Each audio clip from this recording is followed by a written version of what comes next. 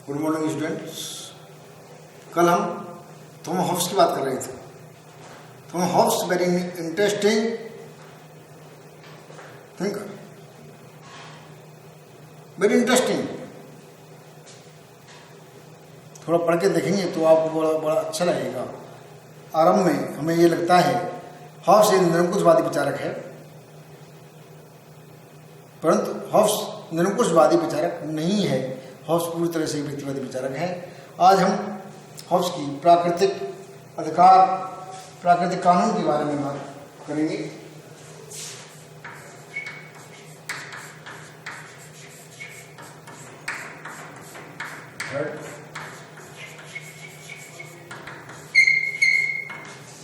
Political science.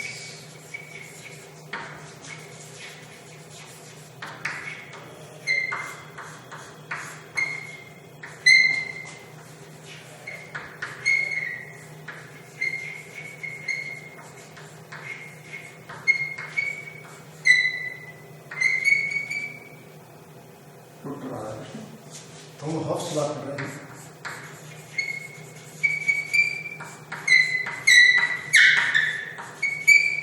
प्राकृतिक अधिकार,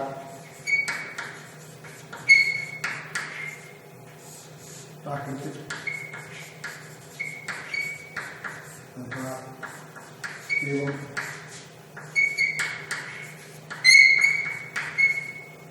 प्राकृतिक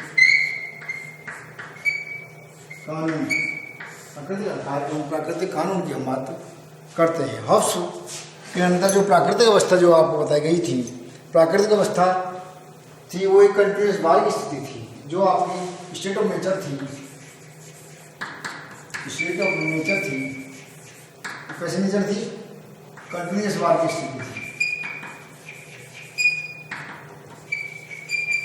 continuous bar with each other.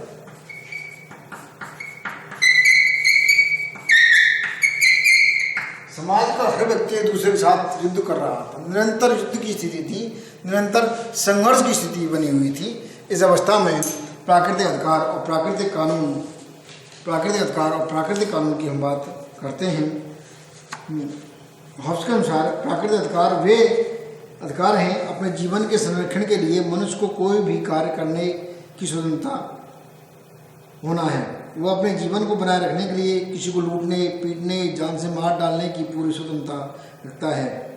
ऐसे अधिकार को शेर का अधिकार कहा जाता है, टाइगर राइट कहा जाता है। किंतु ये सब मनुष्य के प्राकृतिक अधिकार समान होने से सब एक दूसरे की हत्या, लूटपाट करने का अधिकार मिल जाता है। इसे जीवन सर्वदा असुरक्षित हो जाता है, पर कोई मनुष्य अपने सुरक्षित बनाए रखना चाहता है, अतः वे प्राकृतिक अवस्था में भी अपनी सुरक्षा के लिए बुद्धि द्वारा कानून बनाते हैं।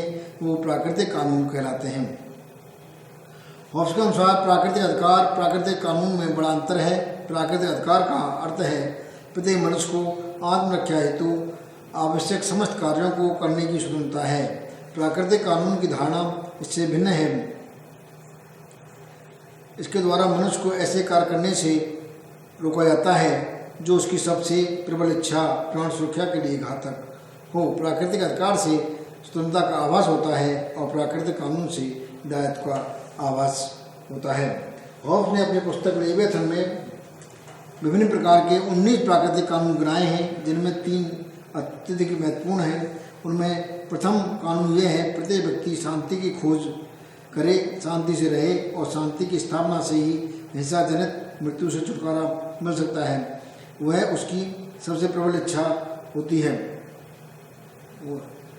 अपनी इस इच्छा की पूर्ति के लिए वह तब तक सफल नहीं हो सकता जब तक समस्त मनुष्य अपने प्राकृतिक अधिकारों को परित्याग न करें। दूसरा कानून यह है, सब मनुष्य अपने प्राकृतिक अधिकारों का परित्याग करें। इसके लिए यह आवश्यक है वह सार्वजनिक और पारस्परिक हो। सब मनुष्य एक साथ अपने प्राकृतिक अधिकारों का परित्याग करें। प्रत्येक मनुष्य दूसरे को यह वचन दे, यदि सब मनुष्य ऐसा करने को तैयार हों तो मैं भी अपने प्राकृतिक अधिकारों का परित्याग करने को तैयार हूँ। यदि यह परित्याग सार्वजनिक और पारस्परिक नहीं होगा तो कुछ व्यक्तियों को प्राकृतिक अधिकार प्राप्त रहेंगे तो उनको अपनी इच्छा के अनुसार कार्य करने की स्वतंत्रता होगी। इसके परिणाम स्वरूप उसमें संघर्ष करने की भावना बनी रहेगी, उसकी शांति की खोज का नियम भंग हो जाएगा। अतः सबके लिए एक साथ प्राकृतिक अधिकार का परित्याग आवश्यक है। तीसरा नियम उसमें यह रखा है, मनुष्य को अपने वचन का पालन करना चाहिए। यदि मनुष्य अपने प्राकृतिक अधिकारों को परित्याग का वचन दे और फिर उसका पालन न करे तो शांति की खोज और स्थापना के समस्त कार्य व्यर्थ हो जाएंगे। अतः हॉब्स दिए गए वचन के पालन पर जोर देता है। उनके अनुसार वचन का पालन करना ही न्याय कार्य है। जो वचन भंग करता है वह अन्याय का दोषी होता है। जब कोई मनुष्य किसी को वचन देता है तो उसका यह कार्य स्वार्थ से प्रेरित हुआ करता है। कालांतर में परिस्थिति में परिवर्तन के कारण यह संभव है वचन भंग के द्वारा भी उसे स्वार्थ सिद्धि दिखलाई पड़े, किंतु उसे वचन भंग नहीं करना चाहिए। ऐसा करने से चारों ओर अव्यवस्था और अनिश्चितता फैल जाएगी। मनुष्य पुनः प्राकृतिक अवस्था को प्राप्त कर लेगा। इस अव्यवस्था और अनिश्चितता फैल जाएगी, मनुष्य पुनः प्राकृतिक अवस्था को प्राप्त कर लेगा। यह अव्यवस्था अनिश्चितता के अंत के लिए हॉब्स एक सर्वोपरि शक्ति की कल्पना करता है जो सब मनुष्यों को अपने दिए गए वचन के पालन के लिए बाध्य करे। इस प्रकार 3 कानूनों का महत्व इस आधार पर है। निरंकुश एक तंत्र का समर्थन करने के लिए ये सैद्धांतिक आधार है। कानून के द्वारा शांति की स्थापना के लिए राजनीतिक व्यवस्था की अनिवार्यता को स्वीकार किया गया और कानून के द्वारा यह सिद्ध करने की चेष्टा की गई राजा के विरुद्ध विद्रोह करने का अधिकार प्रजा को नहीं है। तीसरे कानून के द्वारा हॉब्स ने यह सिद्ध किया राजा या राज्य एक समझौता है, उसको उल्लंघन का प्रयास किसी व्यक्ति को नहीं करना चाहिए। रिपर ने प्राकृतिक कानून को निचोड़ ही निकाला है। एक मनुष्य को दूसरे के प्रति कोई भी ऐसा व्यवहार नहीं करना चाहिए जिससे वह अपने प्रति करना अनुचित समझता है।